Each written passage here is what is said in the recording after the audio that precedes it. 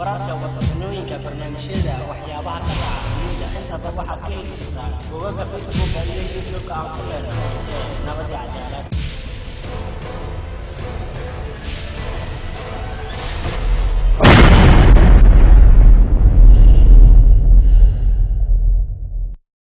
maxkamadda degmada Hargeysa ayaa maanta xukun ku riday nin lagu magacaabo Maxamed Raasa kaas oo ay dhawaan soo qabteen guddiga wanaag farista iyo xumaan reebista Soomaaliland isla markaasna ay sheegeen inuu fidinayo waxyaabo khalkhal gelinaya diinta Islaamka oo si weyn uga soo horjeeda.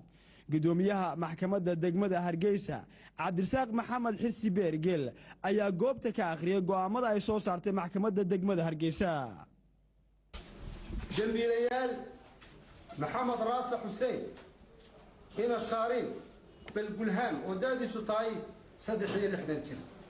هي هاشم وكيرة ومقنعة وكوكا في قضبك صدح بقول يا فريطة حركة عقاب تقول خلقلين الرمد دينيت هي حركة السعودالك حركة نمبر 72 حركة صوب حيث الضبية اللي بعطنكي بشي كوبي طبنات كل سقال بقول يا شن يستقاشنكي وحلقوا حكومي من هالصنو أو حرقة هي من 6 مليون أو جناحة أو رأسا.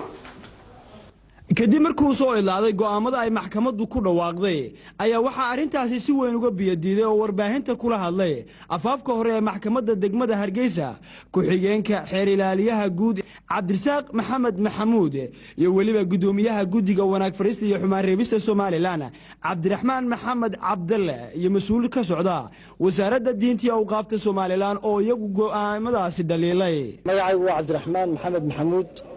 كحجان كحجان حرالية جود أنا كوكيل حفيز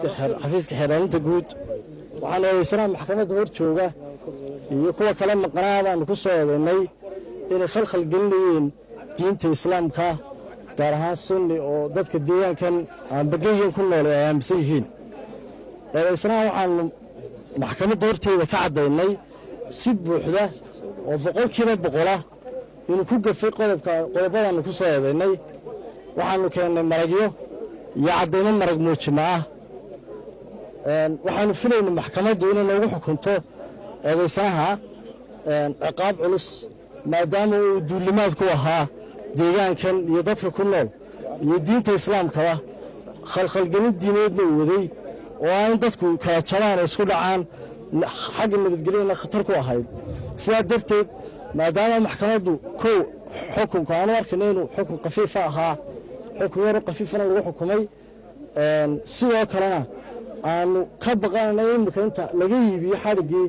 oo hadana halkii ka sii wada shaqadiisii waxaan maxkamadda ka qaadanay rafcaan waxaan rajaynaynaa inaan darajada labaad ka gaari doono guulinta ka badan hadii la hayda waxaan ka codsanaynaa dadweynaha waxa la wixii xuutiyiinta arka wadanka way joogan oo nimanka la yiraahdo Khumeyni ka socda ama Shiica ka socda ha noqdo Zaydiya ama cid walba hasoo ogeysiyeen wasaaradda diinta guddiga wanaag farista cidka iyo culimadeena inay takala waxaan codsanayaa culimada Soomaaliland meel kasta joogan maanta jimcaha soo socota inay khudbada dadka u dhawaaniyaan ay mataqaan u badhaamiyaan tusiyaan in caqiidada Shiicada caqiidad baadil tahay oo khilaafsan tahay caqiidada saxda ahayd inay wuxuu nooga tagay oo yiri ma inta masaftu lan tadillu ba'di hadaad qabsataan lun maysaan kitaab Allah wa sunnati dadka ha u cadeeyaan